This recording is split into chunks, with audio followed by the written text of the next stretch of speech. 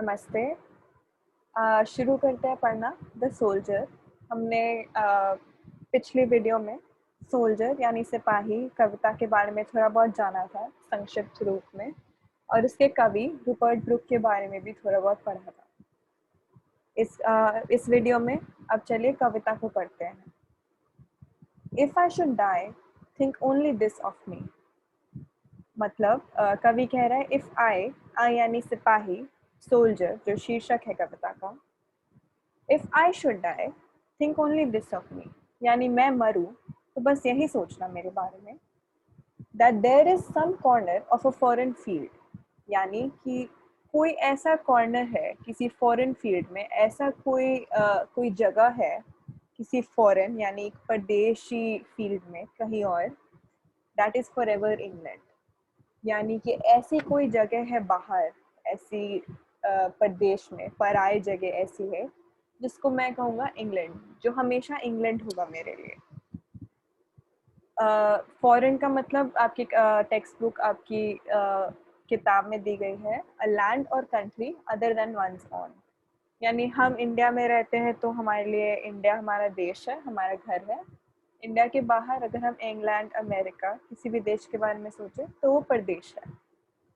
तो कवि ऐसे शुरू करता है कि अगर मैं मरूं तो आप बस यही सोचना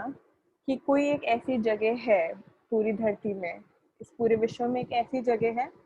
जो हमेशा हमेशा इंग्लैंड ही है मेरे लिए। There shall be in that rich earth a richer dust concealed.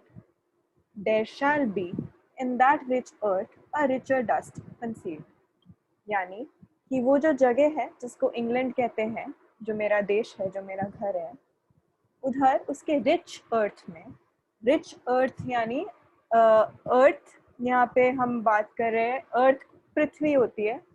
पृथ्वी धरती, हमारे प्लैनेट को हम लोग अर्थ बोलते हैं, बट अर्थ यहाँ पे हम जमीन, मिट्टी को भी बोल रहे हैं। अर्थ यानी मिट्टी जो होती है। तो इन दैट रिच अर्थ यानी इतनी उस मिट्टी में a richer dust concealed, a dust whom England bore, shaped, made aware, यानी एक ऐसी डस्ट, ऐसी एक मिट्टी, उस मिट्टी में ऐसी और भी एक मिट्टी छुपी हुई है, कंसील्ड यानी छुपा हुआ, यानी जो गुप्त हो, जिस मिट्टी को इंग्लैंड ने पैदा किया है। बोर यानी गेव बर्थ, बर्थ यानी पैदा करना, shaped, made aware, gave once her flowers to love, her ways to roam, a body of England's breathing English air, यानी कवि ऐसे बोल रहा है कि अगर मैं मरूं तो आप मेरे लिए ऐसे ही सोचना कि कहीं इस विश्व में एक ऐसी दुनिया है, ऐसी एक जगह है जिसका नाम है इंग्लैंड, जो हमेशा इंग्लैंड है। There shall be in that rich earth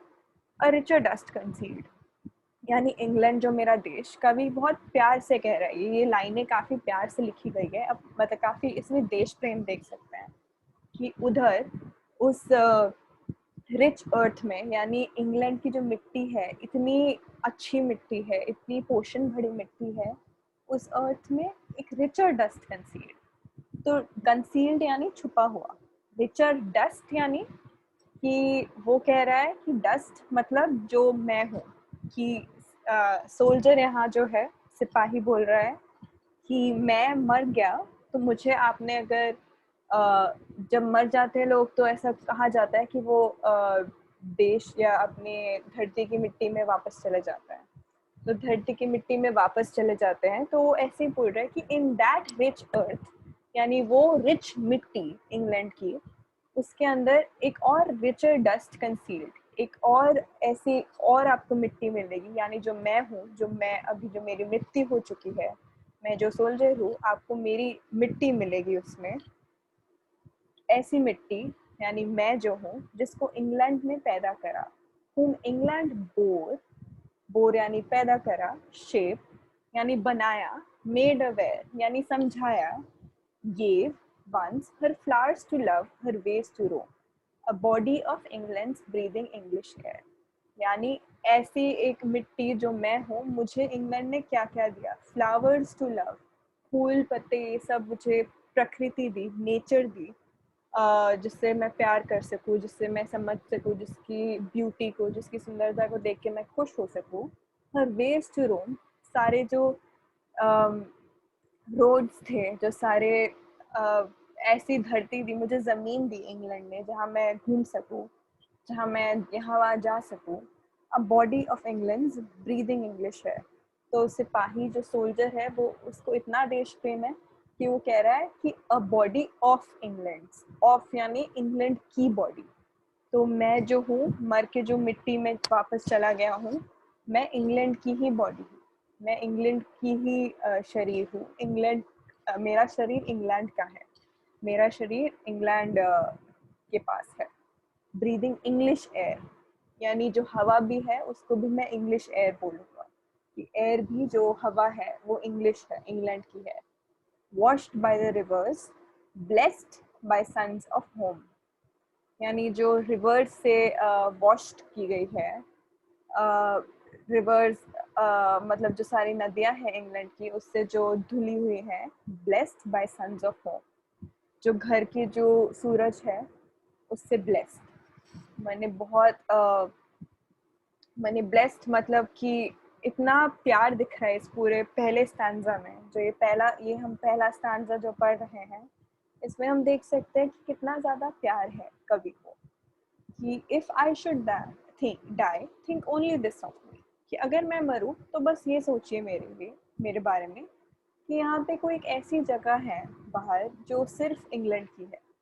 There shall be in that rich earth a richer dust concealed, यानी कि उस इंग्लैंड की जो इतनी पोषण भरी, इतनी अच्छी मिट्टी है, उसमें आप एक और ऐसी मिट्टी को पाओगे। वो मिट्टी मैं हूँ, मैं मर चुका हूँ और मैं मर के मिट्टी में वापस जा चुका हूँ, और मुझे इंग्लैंड ने ही पैदा किया, मुझे इंग्लैंड ने बनाया, शेप्ड, मुझे इंग्लैंड ने समझाया, मेड अवेयर, और मुझे इंग्लैंड ने फ्लावर्स टू लव दिए, यानी फ्लावर्स यानी फूल,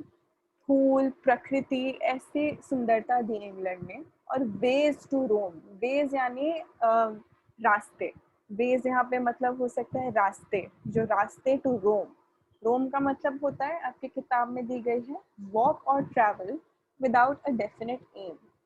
यानी आप चलिए, वॉक और ट्रैवल मतलब ऐसे घूमना, आप घूम रहे हैं बट आपको पता नहीं आप जा कर रहे हैं, आप बस घूम रहे हैं क्योंकि आपको आपका आसपास के सराउंडिंग्स पसंद है, आपको आसपास देखकर अच्छा लगता है, आपको आसपास देख के सुख मिलता है, तो वैसी तरह से घूमना। अ बॉडी ऑफ इंग्लैंड, कि मेरा शरीर इंग्लैंड का है। ब्रीदिंग इंग्लिश एयर, जो हवा भी मैं सांस ले रहा हूँ उसका, वो भी इंग्लैंड की है। Washed by rivers, blessed by suns of home, यानी नदियों से धुला हुआ हूँ मैं। सन्स,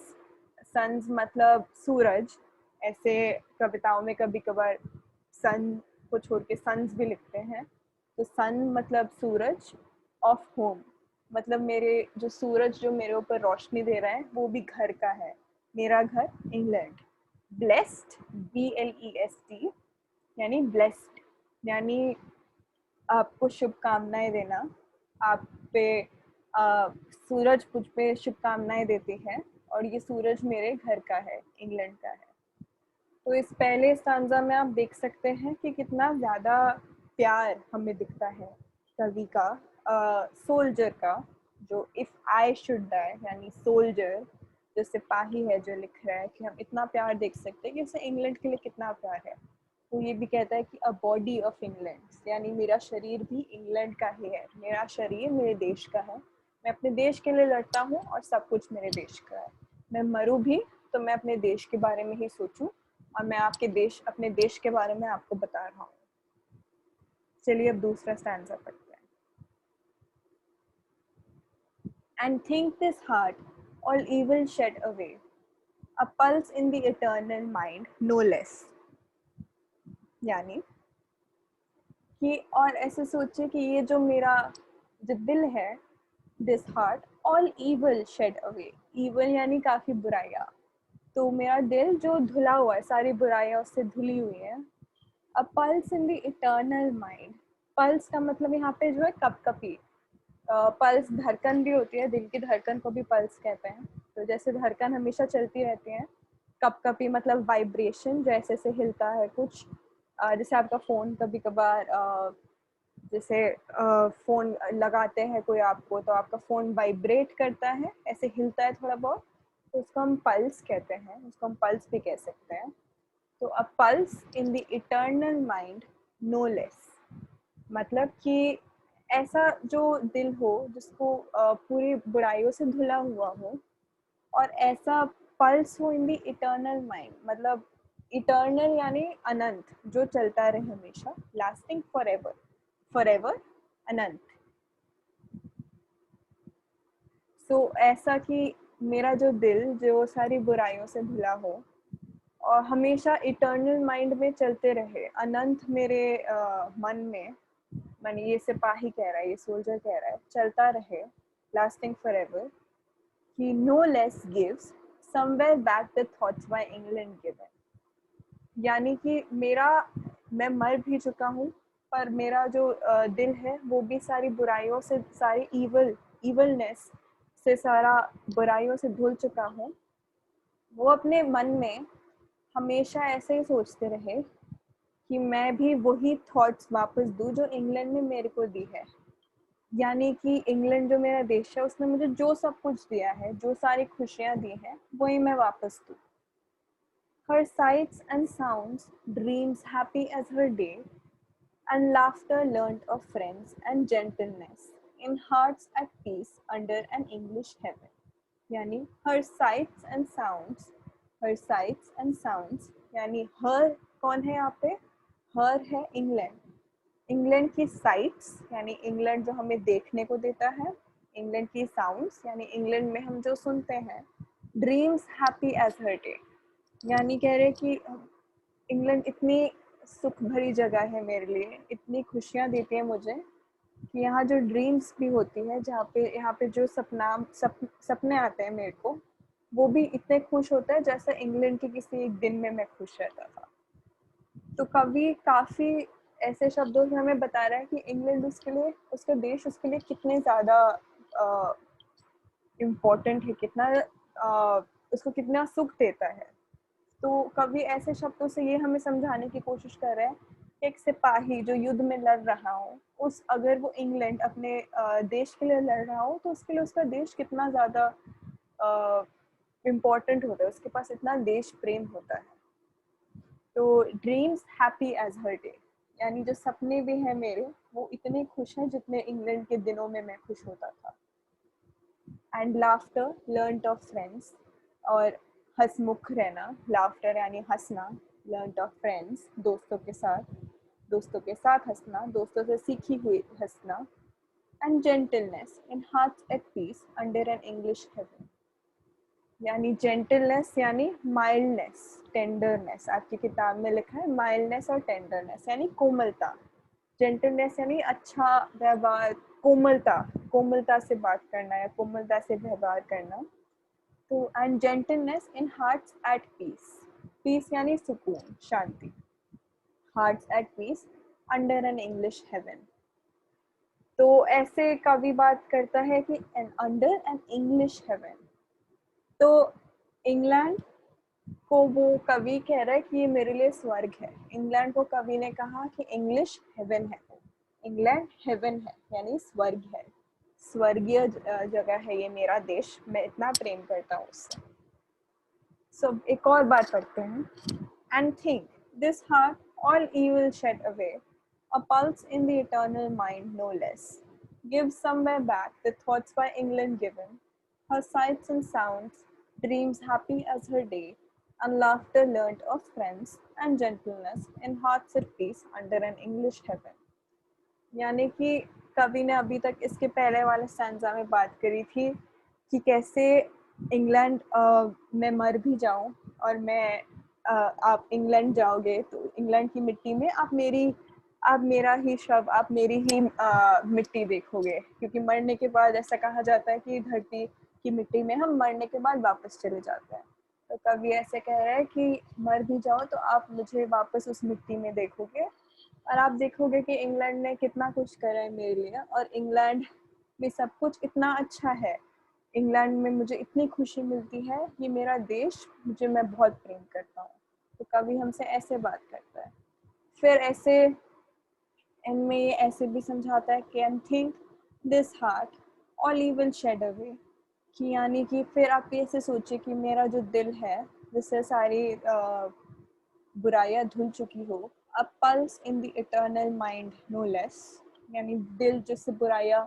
धुल चुकी हो और ऐसा जो इटर्नल यानी फॉरएवर अनंत तरीके से जो चलता रहे। Give somewhere back the thoughts by England given, यानी इंग्लैंड जो थॉट्स देता है, यानी इंग्लैंड ने जो मुझे चीज़ें दी हैं, मैं वापस वही दूँ। Her sights and sounds dreams as happy as her day, यानी आप जो इंग्लैंड में दिखता था, जो मैं इंग्लैंड में सुनता था, और जो सपने हैं मेरे वो भी इंग्लैंड जितने ही सुंदर है। And laughter learn of friends and gentleness, यानी लाफ्टर हंसमुख रहता था इंग्लैंड में, जेंटलनेस यानी कोमलता। In heart at peace under an English heaven, यानी जो मेरा दिल है सुकून रहेगा ऐसा अगर मैं इंग्लैंड वापस जाऊं, अगर इंग्लैंड ने मुझे जो भी दिया मैं उसी के बारे में सोचूं और वही मैं वापस दूं, तो हार्ट्स पीस में रहेंगे, यानी बहुत सुकूनता से जीऊंगा मैं अंडर एन इंग्लिश हेवन। यानी इंग्लिश हेवन, यानी कवि कह रहा है कि इंग्लैंड मेरा देश हेवन जैसा है, स्वर्ग जैसा है। तो इस पूरी कविता में हम देखते हैं कि कैसे इस सोल्जर, इस सिपाही ने अपने देश के लिए बहुत प्रेम उसको है, अपने देश के लिए वो काफ़ी, उसकी भावनाएं अपने देश की तरफ वो इस कविता में हम देख सकते हैं। रूपर्ट ब्रुक ने काफ़ी सुंदर तरीके से दिखाया है कैसे एक सिपाही, चाहे अगर वो मर भी जाए युद्ध में, तो उसके अपने देश के लिए, इंग्लैंड के लिए इतना प्रेम है कि वो सिर्फ इंग्लैंड के बारे में ही सोचता है कि इंग्लैंड ने मुझे इतना सब कुछ दिया है, मुझे सुकूनता दी है, मुझे ऐसे साइट साउंड्स, यानी ये सब कुछ, प्रकृति की सुंदरता, मुझे इतना कुछ दिया है, मुझे हंसमुख दोस्त दिए हैं, इतना कुछ दिया है कि मैं मर जाऊं तो मैं जाऊंगा भी इंग्लैंड की मिट्टी में ही वापस। इंग्लैंड के लिए इतना प्यार है मुझे, मैं अपनी देश की मिट्टी में ही जाऊंगा और इंग्लैंड मेरे लिए स्वर्ग प्रति है। चलिए अब अगली वीडियो में हम इसके एक्सरसाइजेस पढ़ेंगे।